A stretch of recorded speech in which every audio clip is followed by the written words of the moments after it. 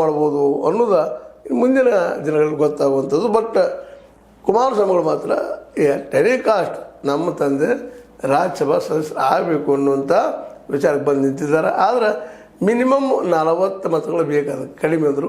ಆ 40 ಮತಗಳು ಇವರಲ್ಲಿಲ್ಲ J D ಎಸ್ನಲ್ಲೇ. ಹೀಗಾಗಿ ಬಿ ಜೆ ಪಿಯ ಸಹಕಾರ ಸಹಾಯ ಪಡೆಯಲೇಬೇಕಾದಂಥ ಅನಿವಾರ್ಯತೆ ಬಂದದ.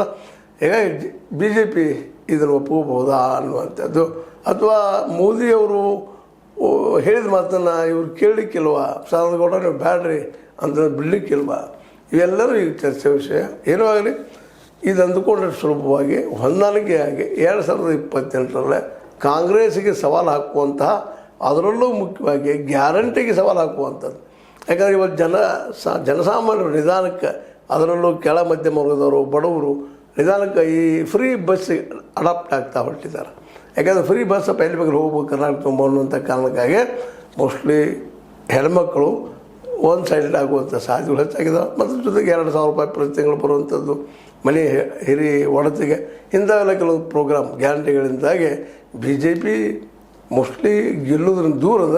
ಆದರೂ ಇಬ್ಬರು ಕೂಡಿದ್ರೆ ಲಿಂಗಾಯತ್ ಮತ್ತು ನಮ್ಮ ಒಕ್ಕಲಿಗ ಪ್ಲಸ್ ಆಗಿಬಿಡ್ತಪ್ಪ ಅಂದ್ರೆ ಇಲ್ಲ ಗೆಲ್ಲಬಹುದು, ಅಧಿಕಾರ ಹಿಡಿಬೋದು ಅನ್ನುವಂಥ ಒಂದು ದೂರದ ದೃಷ್ಟಿಕೋನ.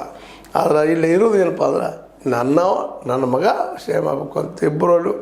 ದೇವೇಗೌಡರಲ್ಲಿ ನನ್ನ ಮಗ ಆಗಬೇಕು ಎಚ್ಚರಿಕೆ ಅಂತೀರ, ಯಡಿಯೂರಪ್ಪನವ್ರಿಗೆ ನನ್ನ ಮಗ ಆಗಬೇಕು ಮುಂದಿನ CM ಅಂತೀರ. ಈ ಒಂದು ಗುದ್ದಾಟದಿಂದಾಗಿ ಮತ್ತು ಕಾಂಗ್ರೆಸ್ಸಿಗೆ ಜಯ ಅನ್ನುವಂಗೆ ಮಾಡ್ತಾರೆ ಗೊತ್ತಿಲ್ಲ.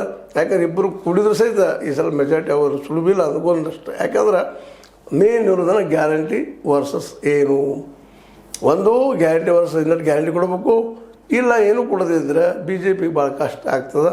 ಕೇವಲ ಲಿಂಗಾಯತರು ಮತ್ತು ನಮ್ಮ ಒಕ್ಕಲಿಗ ಸಮುದಾಯರು ಕೂಡಿದರೆ ಗೌರ್ಮೆಂಟ್ ಆಗ್ತದೆ ಬಿ ಜೆ ಪಿ JDS ಅನ್ನುವಂಥದ್ದು ಇವತ್ತಿನ ಮಟ್ಟಿಗೆ ಮಾತ್ರ ಬಹಳ ಕಷ್ಟ ಹೇಳೋದು.